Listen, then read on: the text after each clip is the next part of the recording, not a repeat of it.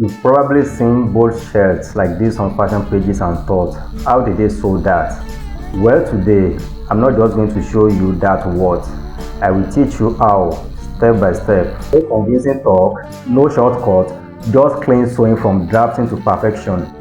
If you are serious about leveling up your sewing skill and making shirts that get compliments everywhere you go, stick with me. By the end of this video, you will have made this shirt yourself.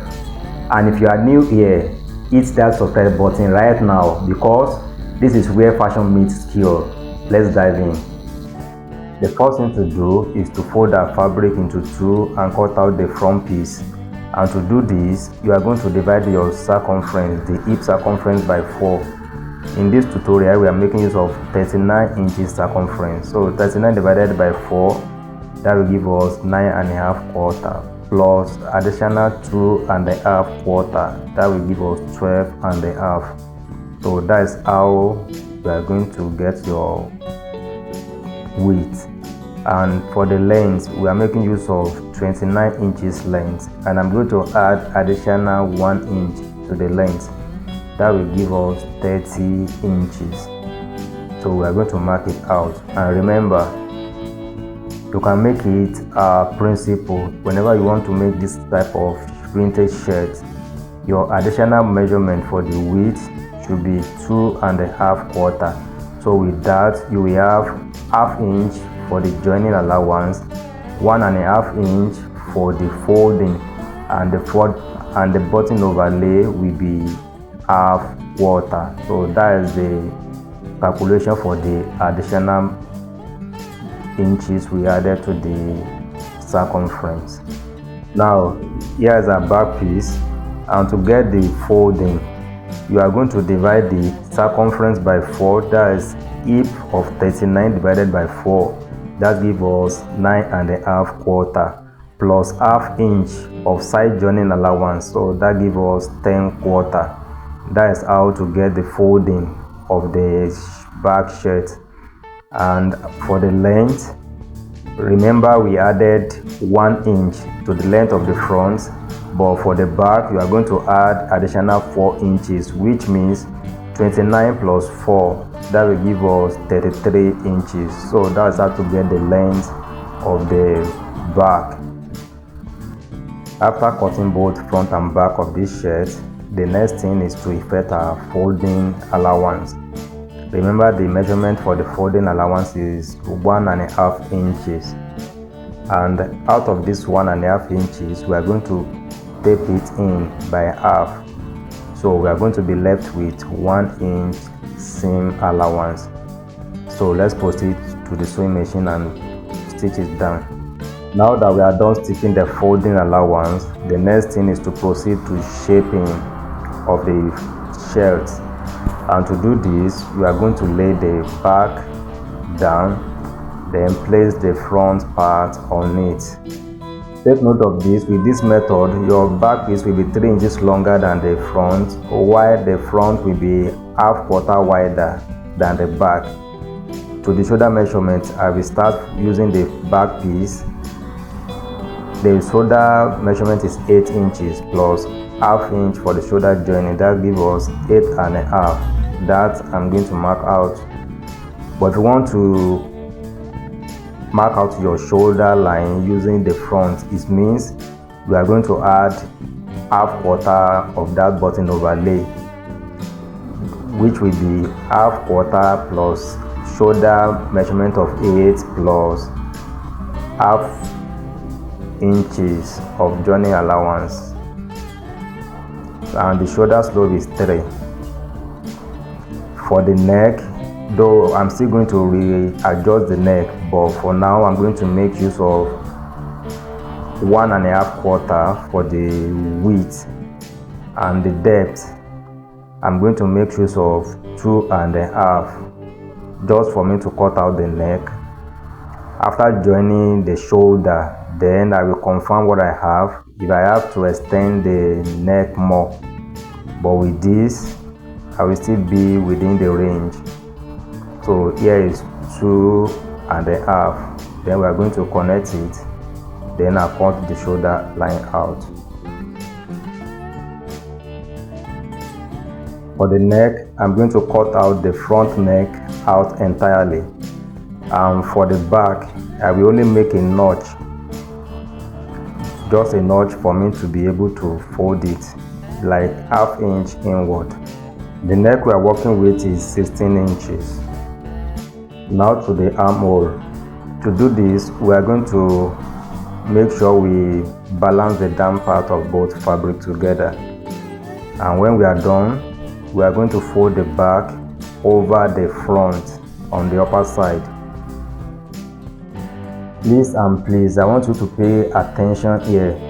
The first thing to do is to fold in half. You can iron it, then you drag it over the front side, then you are going to cut out, not totally, just the 1½ inch fold. After cutting it out, we make a notch at the shoulder area. Then on the neck, we are going to make a notch as well. Remember, our back extension is 3 inches, so you divide this 3 inches by 2. That will give us 1½. So you measure it and make sure you fold the 1½ exactly. Then on the fold line, just make a notch. After notching the center line, then you release it and connect the notch on the shoulder line and the back line together. Then you cut it out. After this neckline, the next thing is armhole, and I'm not going to give you formula, but here's the best method for your armhole construction. Just pick a line. After picking a line, then on the shoulder line, come in by half, then you connect to the shoulder above. After this, you make the full construction of our armhole. Then you confirm what you have. For this tutorial, we are making use of 17 inches armhole divided by 2. That will give us 8½, plus our side joining of half, that will be 9 inches. So I'm going to measure what I have here. If it is much, then I will move my line up a bit. If it is not enough, I will go down, but this is much, so I will go up again. So then I will reconnect the armhole line, then confirm what I have. So now I have my 9 inches. I'm cutting out the front armhole first, followed by the back armhole.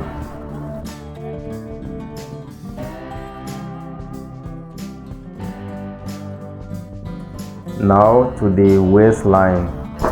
Our waist circumference is 35 divided by 4. That will give us 8½, plus ½ inch side joining. That will give us 9/4. So that's what we are going to measure. But I'm using back calculation, so I'm going to open this front side for me to see my back piece clearly. I'm placing my 9/4 on this back line. So here is it. Then I'm going to mark my 9/4.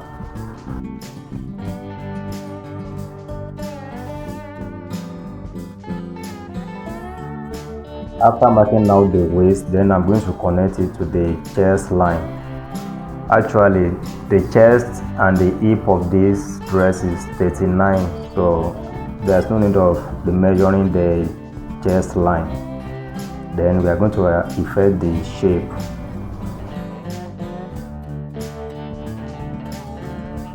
We are going to shape the down part a bit as well, just this way. Yours might be deeper than this, but this is how I want this one to be. I'm cutting out back facing using the back piece.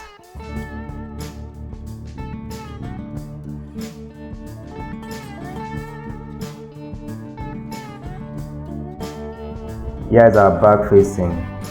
So I will go ahead now to attach the back facing onto the body. This is how we are going to lay it. Then you place your facing on it, fold ½ inch inward, then you sew. So here is our back facing after attaching it. Then we are going to proceed to shoulder joining. And here is the arrangement. You place this over it this way, then you place the second one or the second side right, then you join. After joining our shoulder, the next thing is to perfect our neckline. So the neckline we are using is 16 inches divided by 2, that will give us 8. So we are going to confirm what we have. With this method, you will always have perfect neckline. It is shorter a bit, so we are going to retrim it to give us the actual neckline we need, which is 16 inches. Let's confirm what we have again before we proceed to collar drafting. Now we have our 8 inches, and 8 inches multiplied by 2, that will give us 16 inches neckline. Let's proceed. We are drafting on pattern paper for the collar. The neckline we are making use of is 16 inches, as we all know, and because we are drafting on pattern paper, it is in 2 folds, so we are going to divide that 16 inches by 2, which will give us 8 inches.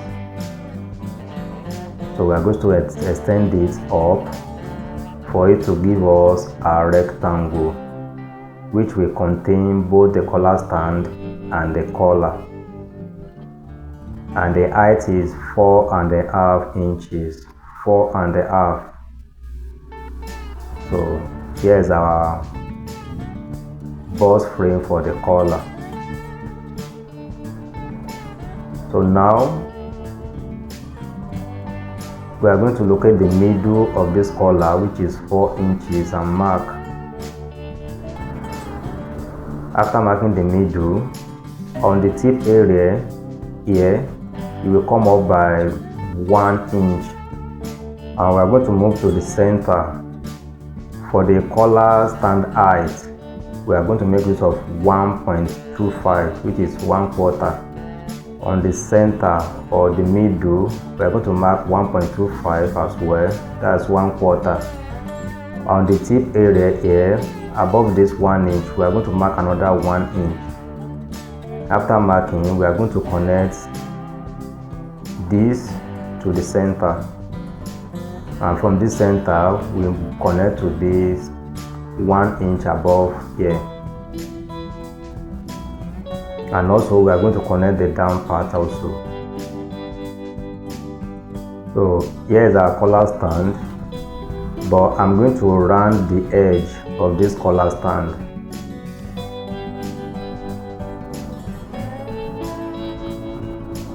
Moving on, from this line we are going to go in by 1 inch. Then on the center line above this collar stand, we are going to mark 1 inch. Then we'll connect it here. If you have your curve ruler, make sure you make use of them, but without your curve ruler as well, you can still strive and achieve your dream or your goal or your aim.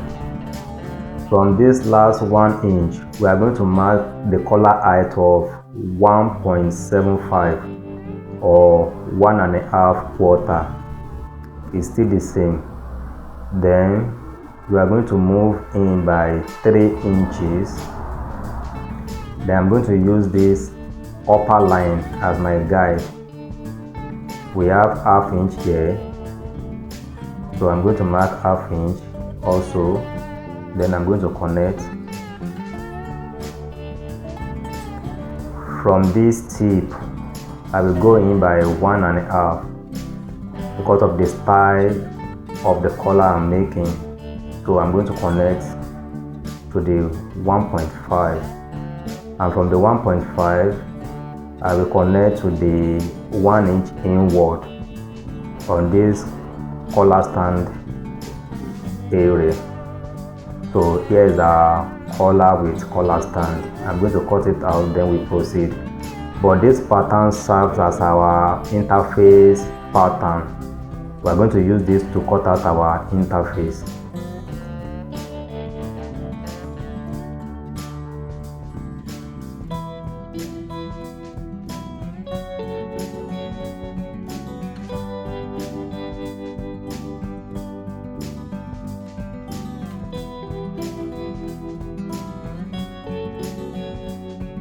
The next thing is to iron this interface down onto the fabric we want to use for the collar. After ironing my interface onto the fabric, this is what I have, and you will notice something from this collar. I trimmed this place without leaving any fabric. That is how it's supposed to be. This is the base. That is where we are going to attach to the collar stand, but we are going to proceed with the collar. I'm going to place it on the other pieces of the fabric, then I'm going to join this, then I'll turn it out, then I'll come and show you. After joining and turning our collar, this is what I have. You can see we are going to fold and notch the center.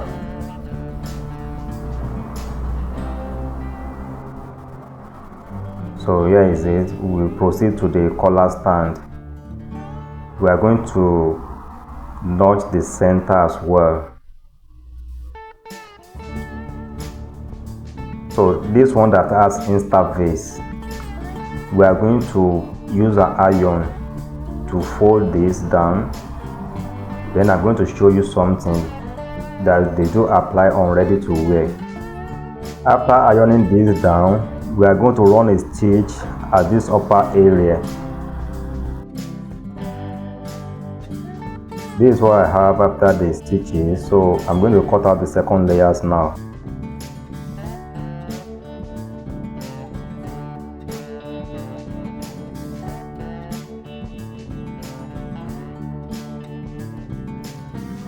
This is how yours must also look like. Now I will demonstrate how we are going to join it together. The interface side of this collar stand and the interface of the collar, you are going to place them on each other. And for the second collar stand, we are going to notch the center on both sides.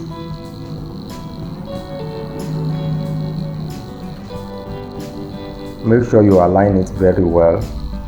And after notching, we are going to place it over the collar.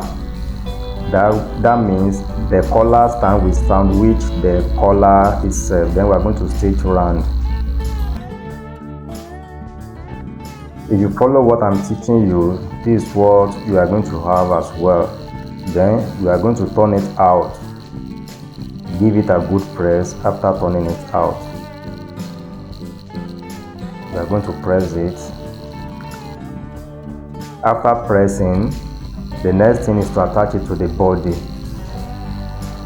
You mark out the center, or you notch the center of the body. Then on the back side of the body, you are going to place your collar. That's where you are going to start the joining from. After matching your collar and the body, then you join. After joining, we are going to turn it in. Then we are going to sew it around.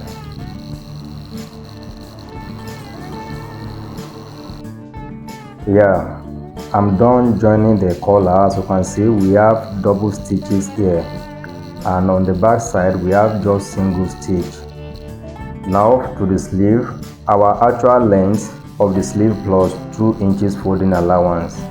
That's how we get this. And the width, you are going to divide your armhole by 2 minus half. The armhole we are using for this tutorial is 17. 17 divided by 2, that's 8.5 minus half inch. That gives us 8. So that's what we are going to fold. 8 inches.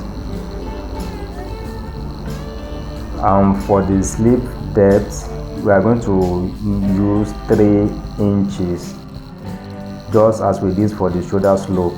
So this we are going to connect. The next thing is to confirm what we have.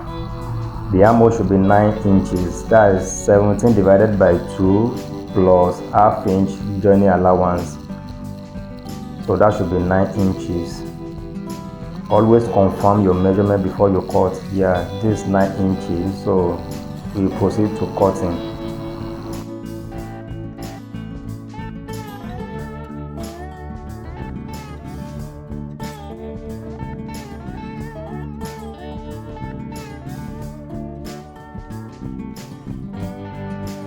Now to the sleeve cuff.